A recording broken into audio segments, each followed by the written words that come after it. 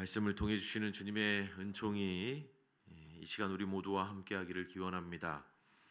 오늘 우리가 읽은 말씀은 여러분 잘 아시는 산상수훈 말씀 중에 한 대목입니다. 예컨대 네 보물이 있는 그곳에는 내 마음도 있느니라 하는 본문 21절의 말씀을 여러분 아마 모르실 리 없을 겁니다. 그저 짧은 한 구절의 말인데 마치 우리의 폐부를 찌르는 듯한 날선 검과 같은 말씀입니다.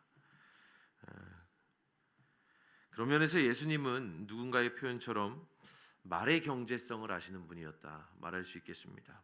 많은 말을 구구절절 돌려 하지 않아도 그리고 애둘러 설명하거나 설득하지 않아도 예수님의 말씀은 예리하고 또 펄펄이 생동하는 문장입니다.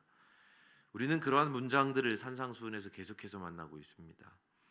예수님은 많은 말을 하는 대신에 꼭 필요한 말을 명료하게 들려주십니다. 네 보물 있는 그곳에는 네 마음도 있다. 여러분 얼마나 짧습니까? 그런데 너무나도 명료한 말씀입니다. 꼭 그 말처럼 산상수훈 전체를 걸쳐서 예수님은 우리에게 그렇게 명명백백하게 예수님께서 진리를 가르쳐주고 계시다 말할 수 있겠습니다. 그래서 산상수훈 속의 예수님의 말씀에 가타부타 덧붙일 말이 사실 제게는 없습니다. 예수님의 설교에 내가 어떻게 토를 달 수 있겠나?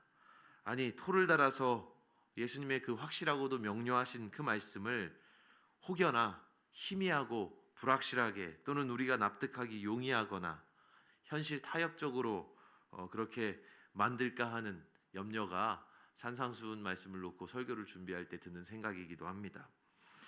그래서 산상수훈은 늘 제게는 어떤 금단의 영역 같은 그런 느낌을 주기도 합니다. 예수님께서 이미 설교하신 말씀인데 그 설교에 내가 어떤 설교를 덧붙일 수 있을까 그런 생각이 들기 때문입니다. 그럼에도 불구하고 아무 말도 안 할 수는 없잖아요. 그래서 오늘 말씀 주어진 본문을 보면서 어쩌면 말을 덧붙여도 될 만한 부분이 있겠다 싶어서 그저 오늘 본문 가운데 16절부터 18절까지의 금식에 관한 교훈만을 오늘 이 새벽 시간에 함께 나누고자 합니다. 제가 어렸을 적에 금식하시는 어머님의 모습을 참 많이 봤습니다. 한 번은 저희 어머니께서 20일을 작정하고 금식하셨을 때에 생사의 고비를 아슬아슬하게 오가는 모습을 바라보면서 가슴이 정말 미어지기도 했죠. 물론 그때 어린 저의 눈에는 하루가 멀다 하고 그야말로 밥 먹듯이 금식하시는 그 어머니가 잘 이해가 되지 않았습니다. 왜 저렇게까지 해야 할까?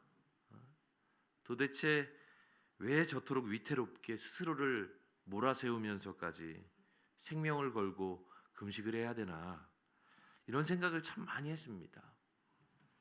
그런데 시간이 조금씩 흐르면서 어머니가 하셨던 금식, 그 금식의 무게를 차츰 깨닫게 되었죠. 자기의 목숨을 내어놓을 정도로 절박하셨구나. 정말로 절박하셨구나.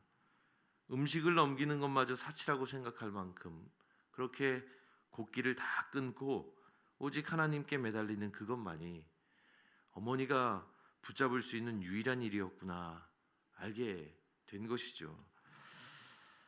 이처럼 어렸을 때부터 제 어머니의 금식하는 모습을 곁에서 자주 보고 또 그 의미를 어렴풋하게나마 깨닫게 되었는데요. 그러한 저로서는 사실 오늘 본문 말씀을 읽으면서 좀 난감한 마음이 들기도 합니다. 오늘 17절 말씀을 보면 예수님께서 이렇게 말씀하고 계세요. 너는 금식할 때에 머리에 기름을 바르고 얼굴을 씻어라. 그런데 사실 이게 참 힘든 일이죠. 금식해 보신 분들은 아실 겁니다. 저도 2해 전에 아르헨티나에서 선교 사역을 마치고 한국으로 돌아와서 다음 사역지를 두고 기도원에 들어가서 기도하면서 3일간 금식하던 때가 있었습니다. 그런데 3일쯤 되니까 몸에 기운이 하나도 없어요. 그래서 세수하기조차 힘들더군요. 예수님은 오늘 말씀에서 머리에 기름까지 바르라고 말씀하시는데 기름은 고사하고요. 손을 들어서 머리를 매만지는 것조차 여간 귀찮은 일이 아니더군요. 이렇게 금식을 하면 자기를 단장하는 것도 참으로 힘들어지잖아요. 자, 그러면 여러분, 예수님께서 왜 이렇게 말씀하시는 걸까요? 단지 예수님께서 금식하는 사람의 괴로움을 헤아리지 못하셔서 그래서 이렇게 말씀하시는 것일까? 물론 그렇지 않겠죠. 히브리서 4장이 전하듯이 우리의 대제사장이 되시는 예수님은 우리 연약함을 동정하지 못하실 리가 아닙니다. 그러니까 말하자면 예수님은 인간의 몸으로 우리와 똑같이 시험을 받으셨기 때문에 우리의 연약함을 깊이 공감하시고 또 이해하신다는 말씀입니다. 게다가 여러분 잘 아시는 것처럼 예수님은 광야에서 40일이나 되는 기간을 금식하지 않으셨습니까? 그 누구보다 금식의 고통, 저 고통의 심연까지 가보신 분이 예수님이세요. 그런데 그러한 예수님께서 너희가 금식할 때에는 머리에 기름을 바르고 얼굴을 씻으라, 이렇게 말씀하신 것은 어떤 의미겠습니까? 예수님의 이 말씀을 그저 문자적으로만 보면 금식하는 자의 외형, 즉 겉모습에 관한 것을 말하는 것처럼 보이지만 실은 금식자의 내면, 곧 마음자리에 관해서 말씀하고 계신 겁니다. 실제로 예수님 당시 유대인들이 경건한 행위로 여겼던 덕목 중에 하나가 금식이었습니다. 그런데 이를 악용하는 사람들이 있었죠. 자신들이 짐짓 경건한 것처럼 보이기 위해서, 경건한 듯 보이기 위해서 그야말로 초췌한 얼굴로 있는 티 없는 티 팍팍 내면서 금식하는 그런 부류의 사람들이 있었던 겁니다. 율법학자들과 바리새인들 가운데 말이죠. 한마디로 말해서 그들은 금식을 위장된 경건의 방도로 사용했던 것입니다. 그러한 이들의 겉과 속이, 말과 생각이, 행동과 마음이 괴리되어 있음을 예수님께서 간파하시고 그들의 금식이 다분히 위선적이라고 평가하신 겁니다.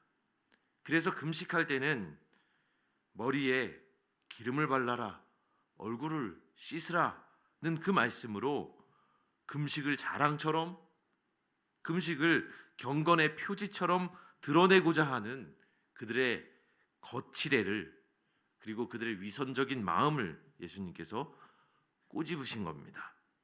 그렇게 함으로써 예수님은 금식이라고 하는 것에, 그 경건한 일에 올바른 지향이, 아니 더 나아가서 금식뿐만 아니라 모든 경건한 행위들의 지향점이, 목표가 어디에 있는가? 너희들의 내면, 곧 마음의 길에 있음을 예수님께서는 알려주신 겁니다. 이는 금식하는 자로 사람에게 보이지 않고 오직 은밀한 중에 계신 네 아버지께 보이게 하려 함이라. 은밀한 중에 보시는 네 아버지께서 갚으시리라. 여러분, 이처럼 금식은, 아니 금식뿐만 아니라 모든 경건한 행위들은 사람에게 보이는 거칠애나 자랑이 될 수 없습니다. 참된 경건은 마음에 있고 그 마음 중심을 은밀한 중에 계신 하나님 아버지께서, 그분께서 보시는 겁니다. 그러니 여러분, 이 새벽에 우리 스스로를 한번 돌아보기 원합니다. 나의 모든 경건 생활이 과연 어디에 중심을 두고 있는가 말이죠. 기도든 구제든 예배든 금식이든 그 어떤 것이라도 경건은 거칠애가 아닙니다. 경건은 사람에게 드러내는 것이 아니라 꾸밈없는 마음의 지향을 가지고 은밀히 계신 하나님께서 보시는 그것입니다. 하나님께서 우리의 중심을 보시는 것이요, 바로 그 경건의 온갖 행위들을 통해서 하나님께서는 우리의 마음을 분별하시는 겁니다. 정말로 경건한지 정말로 거룩한지는 사람은 얼마든지 속을 수 있지만 하나님께서는 그 중심을 보시는 거죠.